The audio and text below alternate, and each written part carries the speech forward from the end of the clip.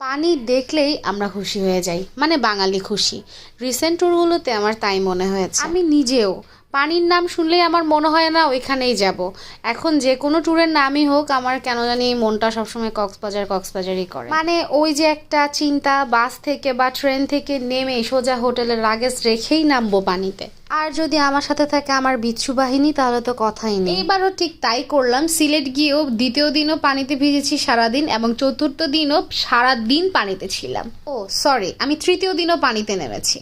দ্বিতীয় দিন সাদা পাথরের ওইখানে, তৃতীয় দিন জাফলংয়ে, এবং চতুর্থ দিন ড্রিমল্যান্ড পার্কে গিয়েছিলাম। হ্যাঁ, এটা ছিল আমাদের চতুর্থ দিনের ঘোরাঘুরি। সিলেট সিটি থেকে ড্রিমল্যান্ডে যাব বললেই যে কোনো সিএনজি মামা আপনাকে এই ড্রিমল্যান্ডের সামনে নামিয়ে দিবে। এটার পরিবেশ ছিল অনেক বেশি সুন্দর। তবে আমরা জেনে গিয়েছিলাম ওখানকার এন্ট্রি ফি 150 টাকা। যদিও 150 টাকাই ছিল, কিন্তু যারা ওয়াটার কিংডমে যেতে চায় তাদের জন্য এন্ট্রি ফি ছিল 600 টাকা। কি আর করার, যখন চলেই গিয়েছি আর আছে পানি, তাহলে তো আর কোনো কথাই নেই। পানিওয়ালা ডান্স দেওয়ার জন্য হলেও 600 টাকা এন্ট্রি ফি দিয়ে ঢুকতে হবে। প্রথমেই 4-5টা ঘুরে ঘুরে দেখছিলাম, কারণ প্রতিটা জিনিসই ছিল অনেক সুন্দর দেখার মতো।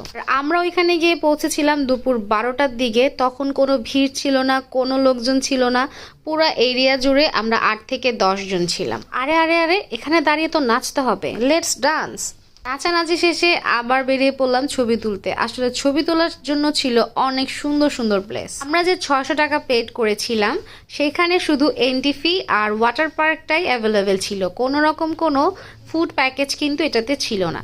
তবে ভেতরে লাঞ্চ প্লেস হিসেবে ছিল 2টা সুন্দর রেস্টুরেন্ট, এছাড়াও ছিল আরো 2-4টা স্টল, আর অনেক রাইডসও ছিল। যেহেতু মাত্র দুপুর 12টা, তাই তখনও সব রাইডসগুলো অ্যাভেলেবেল ছিল না। আস্তে আস্তে সব রাইডসগুলো অ্যাভেলেবেল হচ্ছিল। যদিও আমাদের মেইন আকর্ষণই ছিল ওয়াটার পার্ক।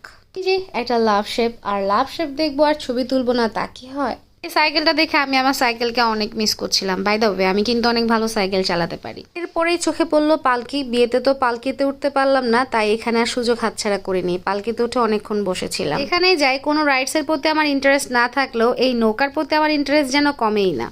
নৌকা দেখেই জিজ্ঞেস করলাম, ভাই নৌকা কি চলবে? বলে আপনারা উঠলে অবশ্যই চলবে। পরে দেরি না করে নৌকায় উঠে পড়লাম। যদিও আমার একটু মজা লাগেনি। ঘুরে ফিরে অনেক গরম লাগছিল আর বেশ রোদও ছিল, তাই আর দেরি না করে চলে গেলাম ওয়াটার পার্কে। আর এখানে যারা 150 টাকা এন্ট্রি ফি দিয়ে ঢুকবে কিন্তু পরে ওয়াটার পার্কে যেতে চাইবে, তাদেরকে নতুন করে টিকিট কাটতে হবে।